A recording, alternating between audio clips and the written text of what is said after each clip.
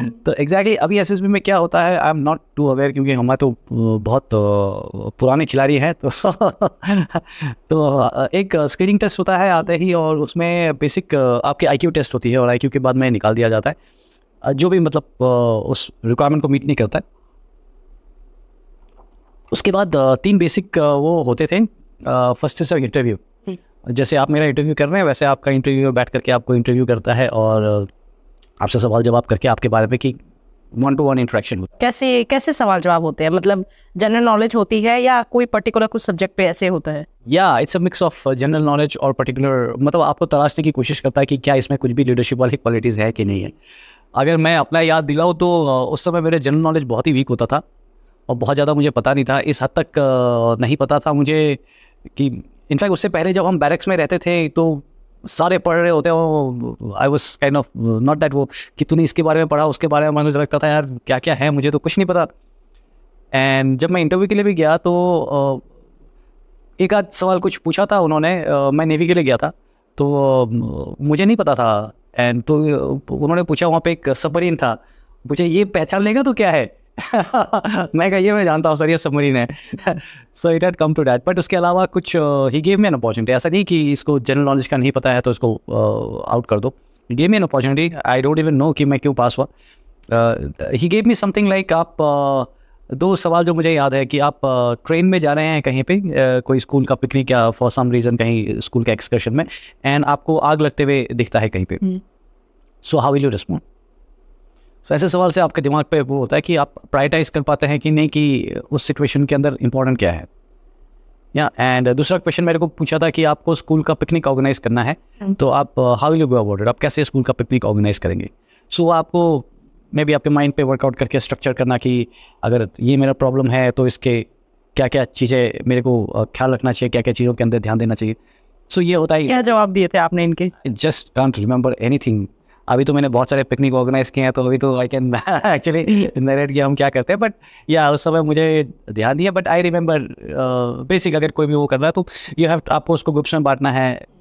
नहीं कि पिकनिक जाएंगे तो क्या होगा, एंटरटेनमेंट होगा, आप जाएंगे, आप वापस आएंगे, आप वहाँ पे कुछ करेंगे, है कि नहीं। तो जाने का आपको प्लान करना है, वहाँ पे क्या करेंगे उसका प्लान करना है, खाना पीना राशन होगा उसका आपको प्लान करना है कि नहीं। एंटरटेनमेंट क्या गेम्स खेले जाएंगे उसका प्लान करना। तो अलग अलग करके कौन किसको टास्क बांटोगे बहुत डिटेल में। या मुझे नहीं पता था कि आपने आज मुझे एसेसमेंट इंटरव्यू के लिए बुलाया है नहीं तो मैं और तैयारी करके आता शायद। नहीं, मेरी जब से शादी हुई है मेरे हस्बैंड पता नहीं कितनी बार मुझे बता चुके हैं कि उनसे जो क्वेश्चन किया गया था, और उन्होंने पहले मुझसे पूछा था एक दिन, मैं पता नहीं मैं कैसे शेयर कर रही हूँ, एक दिन उन्होंने मुझसे पूछा कि अगर तुम इस सिचुएशन में हो तो क्या करोगी। तो मैंने उन्हें जवाब दिया, मैं वो नहीं बता सकती ऑन कैमरा। मैंने कहा मैं तो ये करती। कहते ये मुझसे एसएसबी में पूछा गया था। मैंने कहा ओके, ऐसे क्वेश्चन। तो मैं सोच रही थी आपसे भी ऐसा कुछ याद होगा आपको जी नहीं, ये 2 सवाल मुझे डिस्टिंक्टली याद है। इसके बाद एक साइकोलॉजिकल टेस्ट होता है। देयर इज अ साइकोलॉजिस्ट जो आपका एनालाइज करते हैं। आपको बहुत सारे वो मतलब they don't give you time to think, तो आपको फटाफट, जैसे कि आपको I don't exactly remember about 60 words की कितने आपको एक वर्ड फ्लैश किया जाता है, उसके ऊपर आपको जो भी ध्यान आता है आपने एक सेंटेंस लिखने। तो उससे पता चलता है कि सिंपल चीज़ें, हैंड, पेन, टेबल, कुछ भी हो सकता है, वो फादर मदर, आपको उससे इट शोज़ कि आपका सबसे पहले माइंड क्या स्ट्राइक करता है।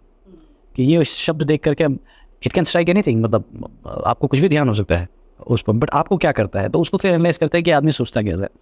This is thematic appreciation test, जिसमें आपको फोटोग्राफ्स दिखाए जाते हैं कि कोई भी एक फोटोग्राफ दिखाया जाता है और वो फोटोग्राफ के ऊपर आपको एक स्टोरी लिखना होता है।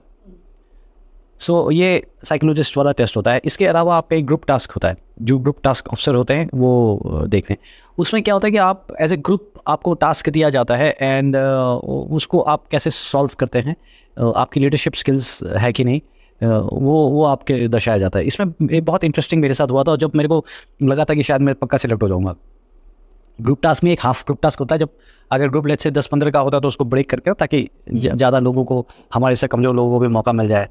एंड तो हम करीब 5-6 लोग थे। एंड जो आपको ऐसे टास्क मिलते हैं कि let's say there is 2 lines आप मान लीजिए, लेट्स से यही जो है इसका एक लाइन और इसके बीच में आउट ऑफ बाउंड्स होता है, यू कैन नॉट स्टेप, आप पाँव नहीं रख सकते कहीं। और यहाँ पे कुछ लेट्स से एक बक्सा रखा होगा, एक कुछ अलग अलग टाइप की चीज़ें हैं। आपको 3, आई कुड बी रॉन्ग, अभी ज़्यादा भी दे सकते हैं, बट आपको एक फट्टा, एक बल्ली और एक रस्सी या कुछ देते। ये तीनों का इस्तेमाल करके आपको पूरे के पूरे टीम को you have to cross over without इसके बीच में स्टेप किए बिना, पाँव रखे बिना। तो ये जो हाफ ग्रुप टास्क की मैं आपको बात कर रहा हूँ, इसमें क्या हुआ था कि 2 तरीके दिख रहे थे, 2 ही तरीके थे इसमें। एक तरीका जो है कि उसमें जो इनिशियल स्टेप था ना, पहले वाला आसान था, मतलब टक करके आप एक जगह पहुंच गए, बट उसके आगे काफ़ी मुश्किल था, पता नहीं चल रहा था उसके आगे क्या करना है। और दूसरा तरीका था जिसमें शुरुआत वाला मुश्किल था और आखिरी वाला एकदम आसान दिख रहा था। अभी इसमें ना क्या होता है कि सारे लोग अपने आप को बेस्ट प्रूफ करना चाहते हैं, हर कोई एकदम आपका कि इस बार तो मैं और एकदम करना है। तो जैसे हमें ये टास्क मिला, टाइम गो, और एकदम सबने पकड़ा, किसी के हाथ में बल्ली, रस्सा, जिसके हाथ में जो आया, आके जो आसान वाला था वो सब आगे निकल गए और आगे जाकर के सेट हो गए। वहाँ जाकर उनको समझ में नहीं आ रहा करना क्या है। एंड मैं तो लॉस की तरह मैं पीछे खड़ा था, पता ही नहीं चला कब आगे पहुँच गए। And I was trying to figure out कि ये करना क्या है, ये कैसे हो सकता है। एंड समहाउ मैं क्योंकि पीछे था और मुझे डिस्टिंक्टली दिखा कि ये गलत गए हैं लोग। ये देखने में आसान लग रहा है आगे तक, पहला स्टेप आसान है, लेकिन आगे ट्रैप है ये। और दूसरा वाला जब यू लुक एट इट, शुरुआत वाला सीमिंगली डिफिकल्ट है, लेकिन then something stuck me and मैंने इनको बताया कि भैया वापस आओ, ये वाला करते हैं। और पूरी की पूरी ग्रुप आगे गई हुई है, मैं पीछे खड़ा हूँ, सबको बुला करके यहाँ से, and we were able to successfully cross over. और आप लीडर बन गए। मुझे लगा कि आप पक्का वो नोट भी कर रहे हैं तो मैं पक्का सिलेक्टेड हूँ। शायद वहाँ से मुझे कॉन्फिडेंस काफ़ी ठीक ठाक आ गया था। एंड इसके अलावा आपका फिजिकल होता है, physical is not that priority, because physical is always आपका, it's a reflection of a mental state. आप जब भी डिसाइड करें आप अपने आप को फिजिकली ठीक कर सकते हैं। एंड इसके अलावा एसएसबी में क्या होता है, और एक स्पीच होती है आपको, शायद आई थिंक अबाउट 3 मिनट के लिए आपको प्रिपरेशन का टाइम दिया जाता है और 3 मिनट आपको स्पीक करना होता है।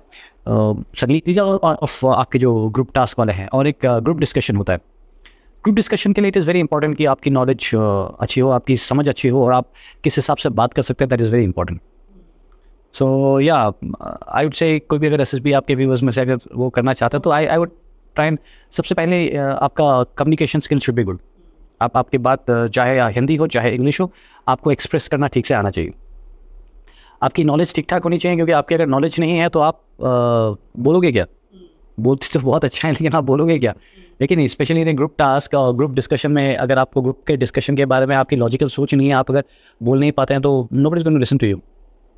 Third is that analytical character में भी, जिसमें आप पीछे से देख करके, ऑब्जर्व करके, जो मैं आपको एग्जांपल दे रहा था, when you have to solve a problem को कैसे सॉल्व किया जाए, पहले से एनालाइज करके, विजुलाइज करके, एंड प्रॉब्लम सॉल्विंग नेचर जो है वो, that I would say is important.